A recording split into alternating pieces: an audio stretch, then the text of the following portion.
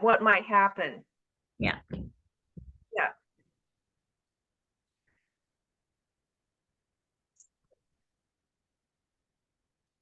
Okay. So this is good. I'm really happy to be doing this, Pauline. This is wonderful. Yeah. Yeah. And like to acknowledge the beautiful sacred space that you are sitting in. It's wonderful. Mm. Yeah, there was a So, devotee that, just want to say, a devotee came to get some meditation stools. She was taking them up to the sanctuary. She came into my room. She's like, "Oh, you have padukas." It was the first thing she said. I say, yes. Yeah. Anyways. Yep. Passed on right directly from Adidam's hands. Yeah. Prasad. Very Yeah. much. Yeah. Well, on his feet and then into his hands, and he passed them on. Yeah. So I just listening to your response to the recording that Nick and I made, that were recordings that were giving more context to the She Is Mind Leela, that you and Lydia and Frank very graciously and patiently, I must add, very patiently, we all worked together to bring that into being. And which has been, online now and on YouTube for a while. Not a good long time, but enough time, and a lot of expressed gratitude for that. And also then we just added these little sidebars of just audio recordings that are excerpts from my diary and Nick's memory. And so we're kind of trying to contextualize what actually happened. And then what I really appreciated, and we put that up on the website that I've been not persistent with actually adding things to, but periodically we do, is the Evelyn Exposed and Freed, emphasis on and freed. And then so when you responded with a vocal recording to what Nick and I had put up online. And I really felt that the questions that you asked were so right on.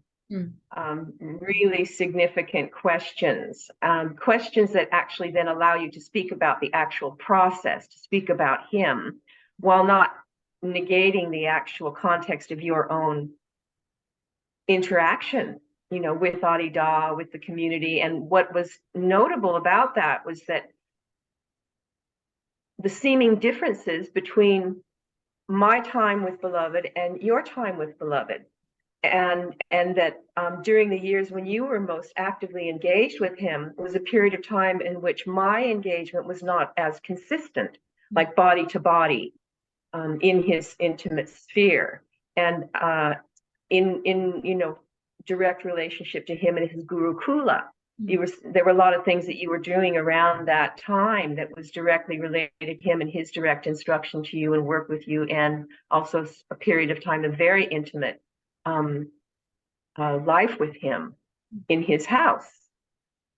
So, and because there's so much emphasis over all the years of Adidam's bodily manifestation and his work with devotees and the establishment of all the treasures, there was very much over the years his speaking about the periods of times that were significant events, and then how that related to the process of his seventh stage demonstration. And one of the things that you noted in the dialogue that we've been having for a long time now, we've been having a very important conversation together for quite a while now, which I am really grateful for, that you reached out to me and that we connected. And because our dialogues and conversations are very, in my feeling, very profound. And while we've also talked a lot of shit, talked a lot about matters that have been difficult too, and understanding ourselves and others and the apparent events that are arising, we always maintain our focus in the radical process of this recognition, responsive devotion to him directly. directly, while trying to make sense of all of the so-called play around it all.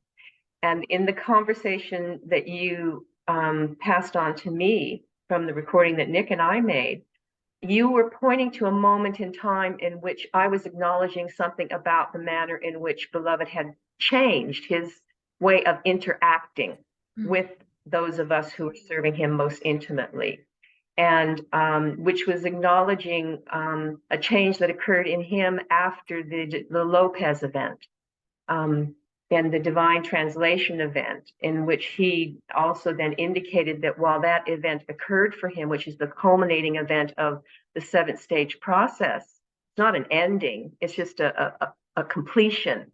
And the process is alive, most fully alive still, but the transfiguration, transformation, indifference, and outshining demonstration occurred. And he indicated that he stayed alive in his body, which was unusual. He said that is likely would not happen for those who demonstrated the full process of the 7th stage way. But he had to account for all the possibilities in his own life demonstration. So he did that even in the context of this process of outshining. And he spoke. The incredible paradox of that is incomprehensible by the mind, or even experientially by any ordinary perspective, and certainly not by the ego act itself. There's no way to comprehend that. So I wanted to ask you to speak more about how you observed his merely being in the depth of what he revealed to you. And it's not arbitrary that this so happens to be when you came into his sphere. Whereas when I came into his sphere, it was very different in the way that he interacted with us.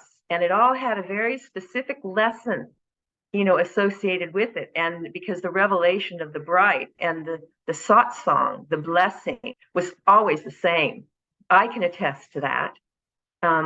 And even those who came before me into his direct company, speak about Nina and Patricia, with whom I was very, very intimate with, both of them, and a number of devotees who arrived in his physical company before I did, they will also say that it was also different then. And so there were always changes and permutations that were occurring in the manifest relationship. And it always served a very specific purpose of teaching us a lesson about the nature of egoity, radical self-understanding that actually enabled and freed energy and attention to be able to be available for the perfect practice process, the most spiritually transcendental yoga of direct intimacy with him, which in fact, he actually says that recognition is necessary for the beginning of the way to actually begin for real. So that's my, gratitude and introduction. I really genuinely respect you and the seriousness of your engagement and your fervor to locate the truth of him, of is, of being, and how that combines and manifests in life and the demonstration of that. So yes, I'd love to hear you describe a little bit more about your process in that regard. Well, I think that I have spoken about this once before, I believe. I don't think that Leela is still available, but in essence, my process with Beloved was one that started in the sitting transmissions with him, in darshan. So my experience of him was always in the context of darshan. And there was a process that occurred in that context.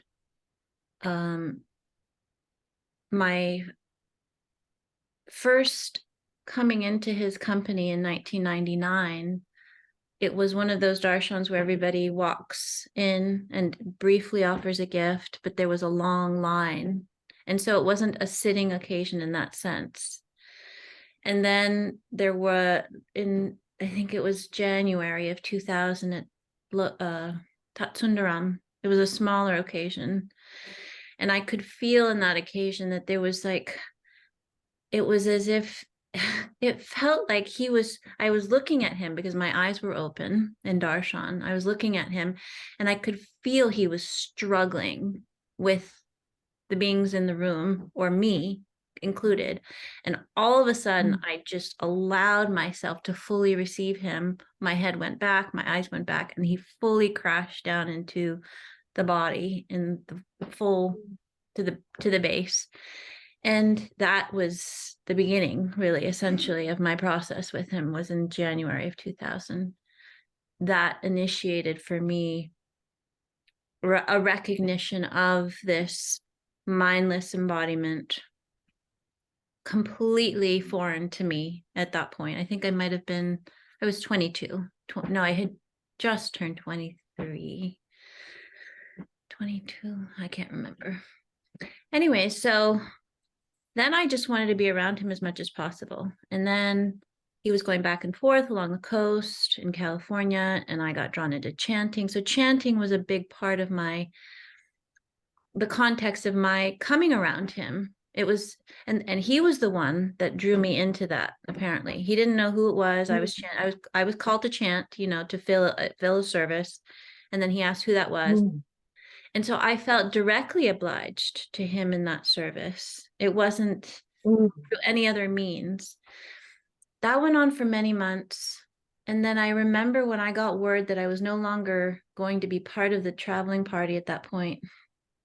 I was obviously devastated. My life was changing. And the manner in which, for example, I had to find a job, the manner that manifested, it was just literally, I got a sense of just imagine anything that you want. And it was as literal as I imagined a company. They contacted me. I got a call a few days later. They hired me on the spot. It was literally like the devotional prayer of changes, just the manifestation of it was so self-evident. But the final darshan was also another kind of a second initiation for me, because it was a validation that there was a very direct connection happening insofar as I was chanting. And what he was doing a lot at the end of those darshans, as I'm sure you can recall from your Leela, he would sit in the garden in front of the manor, and he would grant darshan to everyone that was there. Exquisite. But he would always look at somebody at the end of the darshan, and he would just kind of really hone in on that one person. And somehow I had a sense this was going to be me. Like I just intuited it was going to be me this time. But there was this exchange between us, and it was all happening psychically, subtly, wherein he was basically about to look at me, and I was like, I'm not ready, beloved, I'm not ready. And I communicated that to him psychically, because I was chanting, I was having to lead the chant. So he looks away. I can see the smile come on the side of his mouth, and I hear him say, all right, are you ready then? I could hear him say this.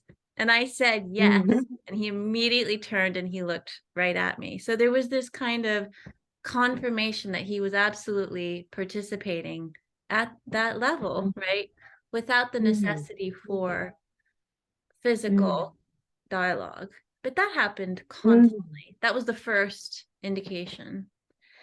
So that was that. And then I had to start working. And then there was Yosemite, and I got drawn back into his company around Yosemite and so on and so forth. So there was kind of this process ongoing during those years. At no point, obviously, did I make a presumption about anything beyond darshan. Darshan for me was everything.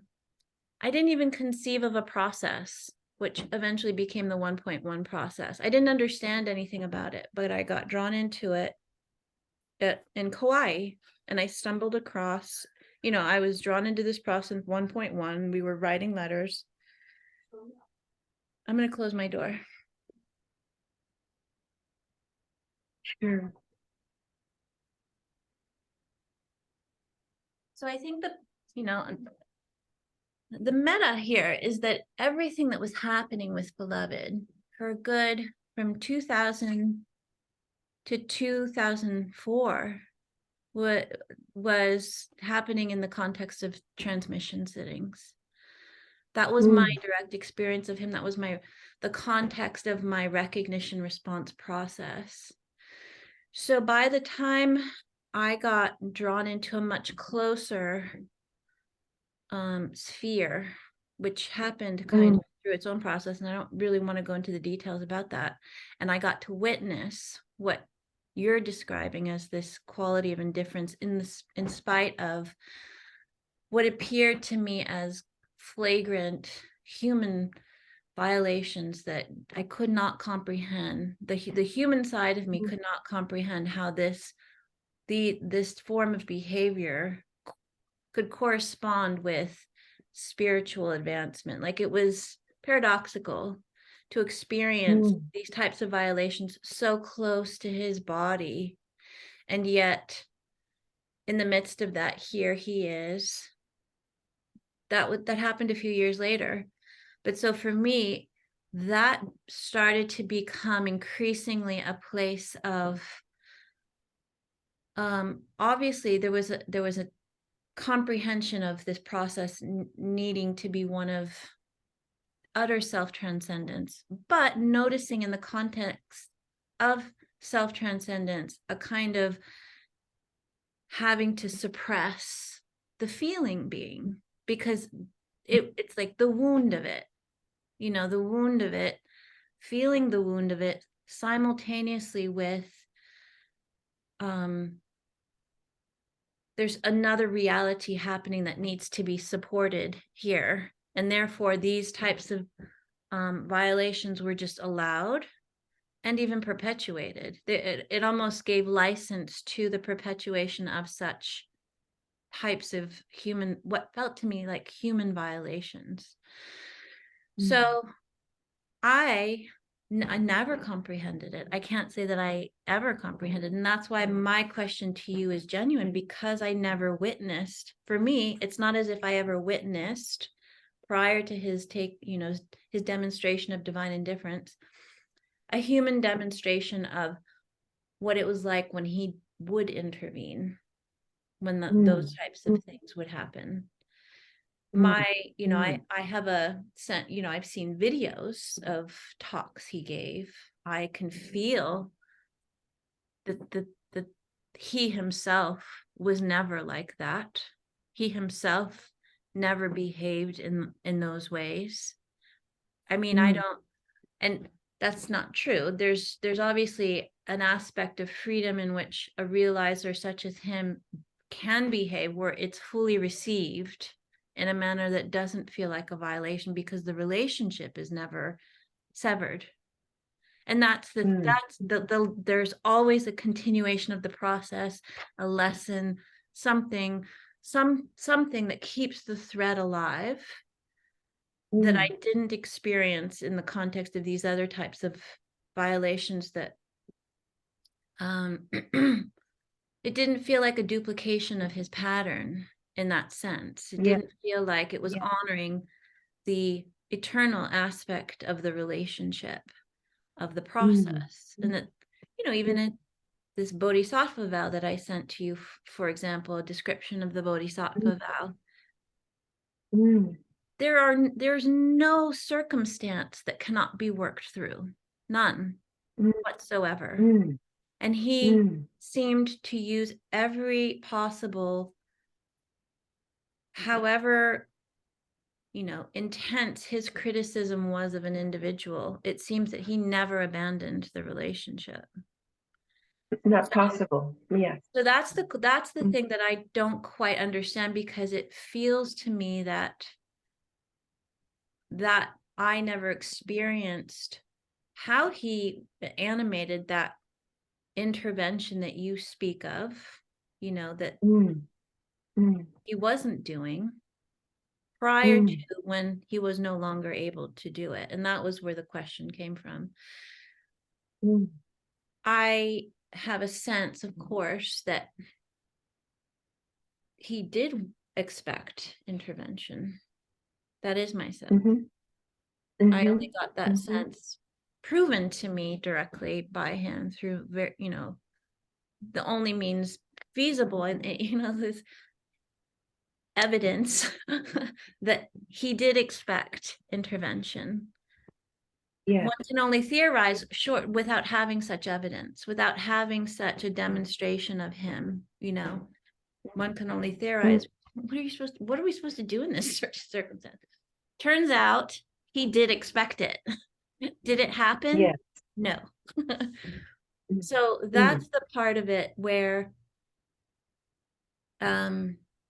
feeling that he did expect it, there's a tremendous relief, because it helps me to feel his own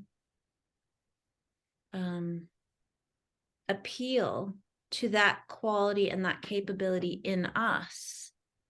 Yes. To carry forth that quality that he animated for all of his life before he no longer was able to do it with one another, but with all beings forever.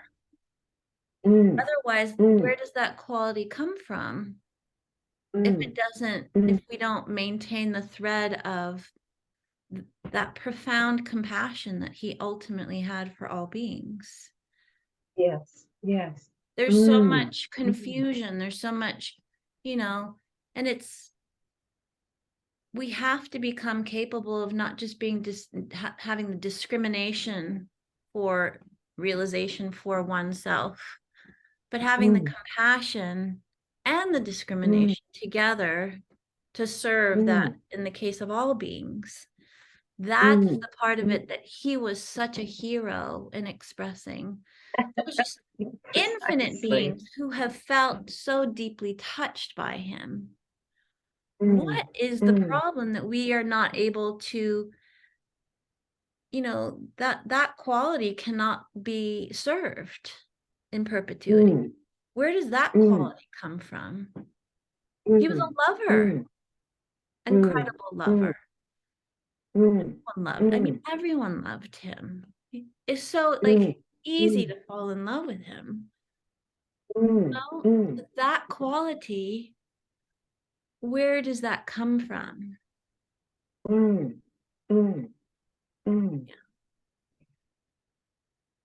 In the you're asking that question in relationship to the demonstration of devotees in relationship to one another. To one another. Like, yes, he did that with us. Why can't we do that with one another?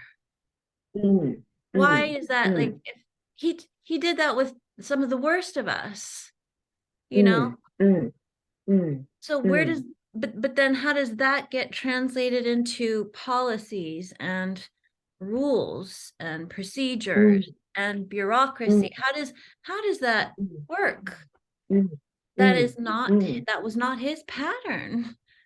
So why does it have to be like this? It's so arbitrary that it became this pattern. This isn't one of an infinite number of patterns it could have become. What happened to this, the beauty, the softness, the attractiveness, the compassion, the understood he could no longer submit. So who picked up the slack for him in that regard? Do you know what I mean? Yeah. I know precisely what you're speaking about. And our conversation is an example, okay? Our being willing to have this dialogue with one another and to share it is like opening a door into so many seeming separate rooms, you know, in which the crux of this conversation that we're having and that we've been having for a long time is around this demonstrated manifestation of the gifts that you were given, that you're describing about the reception and recognition of how the seventh way, the divine bright yoga of unqualified intimacy is lived. Yeah. In the midst of all sorts of apparent differences and even the constant observation of the liability of this in relationship to the seeming body mind that we seem to be trapped in, and the apparent dynamic of relationships that we seem to be trapped in. So the transcending of the illusion of relatedness, identification, differentiation, desire, relatedness, separation, separateness, all of that, which is the core of the radical yoga, the root yoga, recognition of him is the only means. And as you described, when you finally yielded into the allowing his intervention, is when you realize what the process is. The descent, the pervading descent, the anchoring in his room, the anchoring in the divine domain, and then everything is turned about, and you're drawn into a point of transcending point of view. Yeah. So it's the clarity and the discrimination then about how to relate to anyone or anything that arises. That recognition, responsive devotion in relationship to everyone and everything is what he describes as the everybody all at once, inherently self-correcting and self-organizing. And he indicated that, and I know you know all of this, and we've had many conversations about this, not just between ourselves, but hundreds of devotees we've been in dialogue with for years now about this. And doesn't matter where they fit on the grid, of the seeming pattern of how crazy it appears to be manifesting. Even it's surreal, like can't get your head around it. No, but we've understood that the necessity to manifest the cooperation plus tolerance equals peace based upon the recognition of prior unity at the human level, at the spiritual level, and in the spiritually transcendental domain, not merely the transcendental domain, but spiritual transcendental, the inherent non-differentiation between light and love, being, So, without getting too seeming, some people might feel this is an abstract conversation, but it's not, we're talking about reality, the nature of reality, and as he said, and how it is arising. The nature of reality and how it is arising. And that's how the question you were asking, that is how it is resolved. And the demonstration then is manifest. So the mere fact that there is this dramatization that is occurring, it is still being created by the collective ego act. No matter what any individual may seem to have experienced, or even say they are awakened into an understanding, they listen, hear, and see in perfect practice, they've had experiences that seem to correspond to these gifts of Adidas, and throw in a whole lot of other kinds of every infinite possibility. If you were to ask all the devotees and collate the information, there would be so much vast patterning of association by virtue of our embodiments in relationship to him. None of that is the point. Right. Like as you expressed so clearly, it's all myth. It's all myth. And even what we tend to do in relationship to telling the story or the Leela about Adida's life and our life with him, yes, it can be completely turned into myth unless it's presently alive. And that is where we are living, and it's not history. Like we're alive in this moment, in satsang, and it's that context of that love bliss communion within which we are communicating to one another. Now that did occur around Beloved in his lifetime. Those of us and yourself who participated with him, and while synchronously doing that, either apparently individually or as groups, so we served in his manifestation of his treasures and his accomplishing what he did in his own process. There were thousands of people who participated in making that event happen, and it wasn't any one individual. He never related to anything that was occurring around him as one individual. He was always relating to the whole, and he made that abundantly clear. So the difference in terms of how you saw him demonstrating and apparently not addressing or not intervening, he was always the same as he is. Like the nuances of how his interactions changed, or how he worked with any different individual, it didn't change the process and the laws inherent in the relationship at all, because the process itself is singular, and there are laws that must be fulfilled, but the play around it, it's either a play that is created by the ego act, or it is divine play, which is spontaneously and inherently manifested as a happening of divine Leela. So one of the things that I note that as a justification, like you asked how you observed as I observed, and I communicate very clearly, ego politics were rampant around him all the time.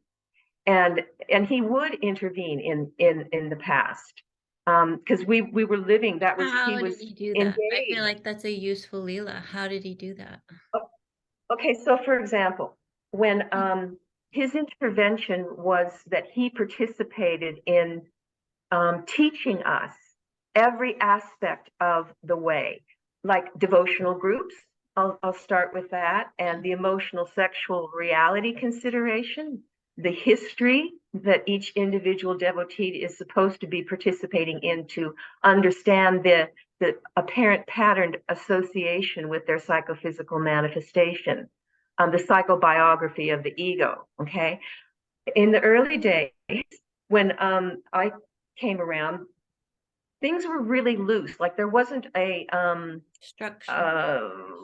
yeah, there wasn't so much structure except for the guru devotee relationship, Yeah. and there were some beginning signs of, you know, the rituals, and the ceremonialism wasn't quite defined, but people did bring gifts. There was it was much more free, and more people were coming into his company. There was apparently some kind of criteria, but that was always changing, because sometimes we were what was called a time of gatherings or celebration, or there were periods in which we would describe it as being more straight, which means the disciplines, you know, of all aspects of life were really fiercely enforced.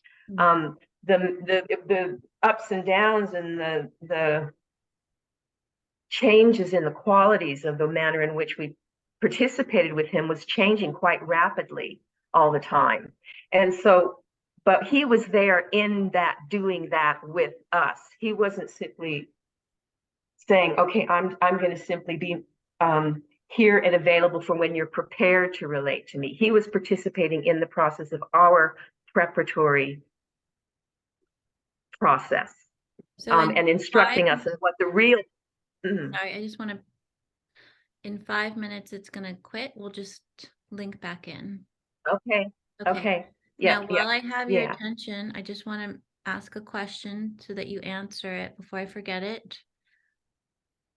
The first time that he described Ruchira Avatar Bhakti Yoga, did that happen like at a, because I don't know that I've ever heard what the Leela is regarding the first revelation of that kind of description of the faculties. You know, by the time I came around, it was already the Ruchira Avatar Gita. I mean, there were the 5 books, right? There were 5 books, but it was clear to me that there was a yoga associated with the 4 faculties. So for you, in the context of early years, there's no structure. There's just living around his body, which naturally the faculties are being given over if you're living around his body. I can understand the, you know, the maybe the lots of changes, because in the context of partying versus strict dietary whatever, the only principle that unifies either of those extremes is the turning of the faculties. So there was an implicit kind of, there was an implicit turning of the faculties, regardless of what you guys are doing. But at what point did he formalize, this is what it, what the words of what this is? Yeah, very, very key question. When you study Adidam's teaching and also hear the Leela of his life, and every devotee will express it differently, but always point to the same thing, which is that, and as he says, it's inherently wordless. Like the process is revealed wordlessly, but all the time he was speaking to it. Yes. And so in the early days, you know, there's different language. It wasn't exactly called Ruchira Avatara Bhakti Yoga, but like, for example, when the enlightenment of the whole body was written, Right. you know, it was whole bodily enlightenment, Yeah. which included, as he would say, in detailed instructions like breath and name, the book Breath and Name, even prior to the enlightenment of the whole body. And even when you go back to reading the Knee of Listening, Right. he describes how his own whole bodily being, body, breath, mind, emotion, feeling, you know, the physical body, he was utterly being moved by and given over to in devotion to truth itself, every aspect of the being, and he threw the whole bodily being into it. He was not subjectively sitting back and intellectualizing all of this. He was fully participatory. But so I just want to reflect right now that coming in 1999, there's a full set of books, right? So it's like the cart before the horse, the mind before the body for a huge generation of people now. Okay, so 2 minutes. It's gonna quit. Yeah. That's a different reality, right? Very different reality. Yeah. Fabrication It's of the that. AI world. It's the AI world.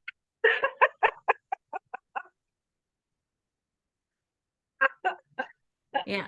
It's like, is AI going to become conscious? Well, where's the breath? Yeah. Where's the living life? Conscious living life of the being of love bliss being expressed in AI.